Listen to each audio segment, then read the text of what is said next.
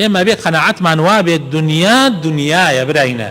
من ئەم حەقیقەتەوە ڕاستیە بڵێم کەم وتار هەیە من دووبارەی ناکەمەوە. کێشەکانی ئێمەش زیاتر ئەتوانم بڵێم لە دەوری ئەمە ئەخولێتەوە. ئێمە لە دنیا تێنەگەیشتوین بەڕاستی.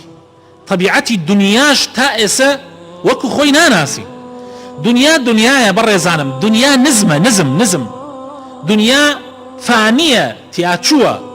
دنیا جێی هەموو خۆشیەکان نییە.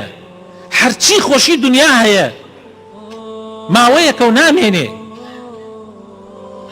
دنیا قەرار نییە هەموو شتەکانی تیا دائیم بێ. ئاخر ئەمە زۆر مهمە. ئەم قسانە کە ئەیکەم یعنی زۆر مهمە تۆ وەریگری. ئەگەر بە دوای خۆشیەکی دائیمیە ئەگەڕێی، ئەگەر بە دوای لەش ساغیەکی دائیمیە ئەگەڕێی، ئەگەر بە دوای ئەوەیە ئەگەڕێی کە هیچ موسیبەتێکت توش نەبێ، هیچ ناخۆشیەکت توش نەبێ، ئەبێ بیر لەوە بکەیت تۆ زوو بەهەشت بەدەستبێنی، چونکە لەوێ ئەو شتانە لێرە نییە. بەڕاستی ئەمە قاعەیەکە و قاعەیەکی تاقیکردنەوەیە، هۆڵێکی تاقیکردنەوەیە و تەواو دوای ماوەیەکە بێ بەجێی بێەوەی. جا هەر کەسێ زۆر دڵ ببەسێتە دنیاوە بۆ خۆی سەیرەکە ئاوات و ئومێدەکانی نایەتە دی، وەکو خۆی گشتی نایەتە دی، طبعاً بێ ئومێدە بێ. بەڵام ئەو کەسانەی کە چاویان لە قیامەتە و دنیا بە مەرحەلە و قۆناغێک کەزانن بەتەئکید قەت بێ ئومێد نابن. هەرچی ناخۆشی دنیا هەیە ڕووی تێبکە ورەی ناڕۆخێ، بێتاقەتە بی، لەوانەیە بشگری، لەوانەیە فرمێسک بە چاوتە بێتە خوارەوە، لەوانەیە دڵت زۆر غەمبار بێ، بەس بێ ئومێد نابی لە ڕەحمەتی خوا. قەناعەتت وایە دنیا ئەو پەڕی ئەوەیە هەر هەمووی لەدەست بدەی، ئەو پەڕی، چکە تو ئەو پەڕەکەشی ئەزانی تەواو ئەڕۆیتەوە بەلای خوای پەروەردگار، بۆیە ئیمانەکە نادۆڕێنی. لە ئەسەرە هاتووە ئەڵێ لا کەربە وأنت الرب، واللهی هیچ ناڕەحەتیەک نییە مادام تۆ پەروەردگاری. هەرچی ناڕەحەتیەکان هەیە هەر هەمووی بچووک و ورد و خاشە مادام تۆ پەروەردگارمی ڕەبی. ئەوانەی کە خوا ئەناسن قەت بێ ئومێد نابن. ئەوانەی کە ئەزانن لە یاساکانی دنیا بێبەش ئەکرێن، زوڵمیان لێ ئەکرێ، ستەمیان لێ ئەکرێ، طبعاً بەناحەق، باوەڕیان وایە کە یاسایەک هەیە لەسەرەوە یاساکانی دنیاە کە یاسای خوایە. قەناعەتیان بە یاسای خوا هەیە. با یاساکانی دنیاش ستەمم لێ بکەن، با لە دنیا خەڵکیش هەڵە لێم تێ بگەن، با سزا بدرێم لەسەر شتێک کە من نەم کردبێ، با توهمەتم پێ بکەن لە شتێک کە من خاوەنی نیم. خۆ یاسایەک هەیە هیچی لاون نابێ، یاسایەکی عادل و دادپەروەرە کە یاسای ڕەب العالەمینە. تۆ ئەگەر ئیمانت وا بێ قەت بێ ئومێدە بی، قەت بێ ئومێد نابی. ئەگەر بڵێ ئاخر کەی کوا ئەوە تۆ پەلەتە، ئەوە تۆ بەتەمای ئەوە دنیات لێ بۆتە عولیا. نە، ئینسانی ئیماندار ئەگەر لە دنیا خوا حەقی سەندەوە، خوا هەموو شتەکانی بۆ جێبەجێ کرد، ئەوە جاروایە لە خۆی ترسی، ئەڵێ وەڵڵاهی لەوانەیە خوا لە قیامەت مەحروم بکە. بۆیە زۆر پێی خۆش نییە هەموو شتێکی دنیا هەیە دەستکەوێ. چاوەڕوانی ئەوەیە کە هەموو شتەکان لە قیامەت دەستی کەوێ. بۆیە ئەو کەسانەی کە وەکو دووبارەیە یەکەمەوە ئەو کەسانەی کە لە دنیا هەموو شتێکیان دەسەکەوێت تۆزێ بێتاقەت ئەبن، غەمبار ئەبن، غەمدایان ئەگرێ، ئەڵێ خوایە ئەترسم بێبەشم کەی لە قیامەت. کەسانێک هەبوون ئەگەر لە دنیا ماوەیەک نەخۆش نەکەوتایان ئەترسیان، ئەیانوت دیارە خوا لێمان تووڕە بووە، چونکە ئەسڵ وایە لە دنیا ئینسان نەخۆش پێوێ، فەقیر بکەوێ، ناڕەحەتی ببینێ، ناخۆشی ببینێ.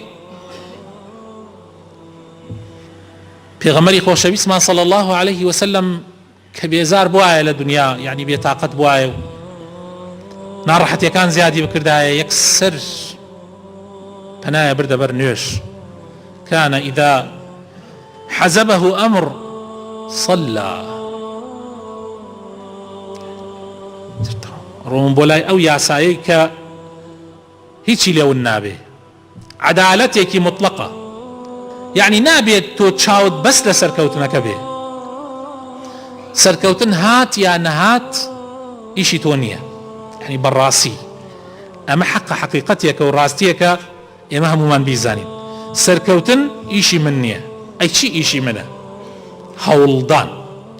تۆ ئێوە لەسەرتە هەوڵ بدەی، دوای ئەوە دینی خوا سەرکەوت، ئەوە فەنیعمە لە زمانی تۆیە. ئەگەر سەریش نەکەوت، پێغەمبەری خوا صلی الله عليه وسلم خۆی وەفاتی کرد، زۆرێک لە ئەصحابەکانی شەهید بوون سەرکەوتنی کۆتاییان نەبینی. و ژیانیش هەر وایە، بە پێچەوانەوە جاری وا هەیە سەرکەوتنەکە ئەبینی دوای هەندێک کێشە دێتە پێش و ئەڵێی خۆزگایە پێشا بمردایە. ئیمامی عەلی سەرکەوتنی بینی، بەڵام لە دوای ئەوە کێشەی نێوانی مسلمانان وای کرد ئیمامی عەلی بفەرمێ خۆزگایە پێش 20 ساڵ بەلە ئیسە من بمردایە.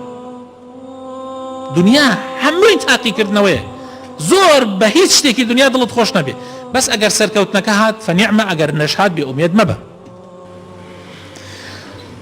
تەنگانە و ناڕەحەتیەکان زۆر کەسی وا پێ کردووە بێ ئومێدیەکە، زۆر تەنگانەکان لەسەری زیادەکە. خوای تەعالایش مژدە ئەدا فەرمێ ئین مع العسر یسرا، لەگەڵ نافەرمێ ئین بعد العسر یسرا، ئەفەرمێ لەگەڵ ناڕەحەتیەکانە تەنگانەکە، لەگەڵ تەنگانە و ناڕەحەتیەکانە فەرحانە و کرانەوەش دێ، ئینسان بێ ئومێد نەبێ.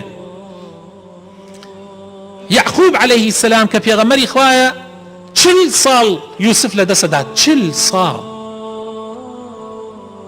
گەنج بوو، پیر بوو، ئیتر هیچ ئەخبارێکی نەبوو، یەک کەس نەیوت یوسف ماوە. ئەلەو کاتە مناڵەکانی ئەنێرێت، کاتێ ئەنێرێ بۆ مصر، ئەفەرمێ یا بنية اذهبوا فتحسسوا من يوسف وأخيه ولا تيأسوا من روح الله. کوڕەکانم بگەڕێن بە دوای یوسف و براکەیە، بێئومێد مەبن لە ڕەحمەتی خوا، إنه لا ييأس من روح الله إلا القوم الكافرون. کەس بێئومێد نابێ لە ڕەحمەتی خوا ئللا قەومێکی کافر نەبێ. ئەفەرمێ ئەلەم لە حەزاتە خوای تەعالا جبریل ئەنێرێتە لای یعقوب، پێ ئەفەرمیایە یا یعقوب لو كان يوسف ترابا لأحييناه لك. أي يعقوب والله أجر يوسف خلميش بوايا زينو ما نكردو بود لبر أو أميدي كهاتب جان قران إنسان أو أميدي هبي لكوتايا پێغەمبەری خوا صلی الله علیه وسلم سەفەر بەهاتایەتەوە خۆشەویستەکانم عادەتی وا بوو ئەهاتە مزگەوت دوو ڕکات نوێژێ کرد، پاشان ئەچووە ماڵی فاتیمەی کچی، پاشان ئەچووە بۆ ماڵەکانی خۆی. کە پێغەمبەر صلی الله علیه وسلم لە سەفەر هاتەوە طبعا تۆزاوی چەند ڕۆژ بوو خۆیان نەشۆرد بوو، یعنی زۆر حاڵی هین دیار بوو، پەشێو دیار بوو. کە نوێژی کرد لە مزگەوت دەچوو، فاتیمە هاتە پیرەوە دەستی کرد بە گریان. پێغەمبەری خوا صلی الله علیه وسلم فەرمووی فاتیمە بۆ ئەگری؟ فەرمووی ئەی پێغەمبەری خوا بۆ تۆ ئەگریم، تۆ زۆر ماندوو بووی. ئەلەو لە حەزاتە پێغەمبەر صلی الله علیه وسلم چی بفەرمێ باش؟ مژدەی باتێ بێژێت کچم ماوەیەترە سەرەکەوین، دەسڵاتی دنیامان دەسەکەوێ، چی چی چی چی لەو مژدە دنیایانەی کە ئێمە زۆر جار ماڵ و مناڵمان بەوە ئەخەڵەتێنین. نە وەڵڵاهی فەرمووی فاطمە مەگری، واللهی مژدەت پێ ئەدەم ماڵێک نییە لەسەر ڕووی ئەم زەویە لە بلۆک و لە چمەنتۆ دروست کرابێ یان لە خوری دروست کرابێ، یعنی مەقسەد ئەوەیە ماڵ بێ یا کۆچەری بێ، ماڵی دائیم بێ یا کۆچەری بێ، ئیلا ئەم دینە ئەڕواتە نایەوە. مژدەت پێ ئەدەم، مژدەی پێ نادا بڵێ ئێمە خۆشی ئەبینین چی، مژدەی ئەم دینەی پێدا، ئەم دینە سەرەکەوێ، هیچ بێتاقەت مەبە، هیچ غەمبار مەبە، ئەمە دینی خوایە، دینی خوا سەرەکەوێ. ئەگەر هەرچی دنیا هەیە دژایەتی بکە، هەرچی پاشاکانی دنیا هەیە گشتی موئامەرە بکەن، ئەم دینی ئیسلامە زاڵەوێ بەسەر هەر هەمویانە. ئەمە وعدی خوای پەروەردگارە، مژدەی داوە خوای تەعالا لە قورئانە لە چەندین شوێنە، ئەم دینە سەرەکەوێ و ئەم دینە ئەگاتە هەموو شوێنێ. ئیتر ئێمە ببینین یان نەیبینین، گرنگ نییە ئێمە ببینین یان نەیبینین، گرنگ ئەوەیە ئێمە لە دیندارەتی خۆمان سارد نەبوو بێتینەوە ئەوە زۆر مهمە گرنگ ئەوەیە ئێمە هیچ شتێ بێ ئومێدمان نەکا وا نەزانین دژایەتیکردنی ئەم دینە ئەبێتە مای ڕۆخانی ئەم دینە هەر کاتێ زیاتر لێی درابێ زیاتر قایمتر بووە هەر کاتێ ئەگەر دوژمنەکانی وازیان لێ هێنابێ دینی شلۆ بۆ تۆ طبیعەتی دین وایە